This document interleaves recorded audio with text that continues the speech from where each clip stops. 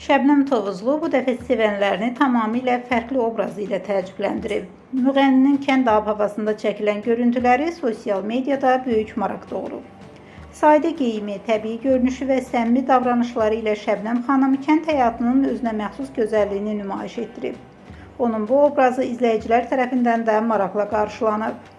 Xüsusilə təbiətlə iç-içə olan görüntülər və kənd mühiti videoya xüsusi rəng qatıb. Şəbnəm Tovuzlunun fərqli tərzdə görünməsi sosial şəbəkələrdə müzakirələrə səbəb olub. Müğənninin kənd obrazı sizcə necə alınıb?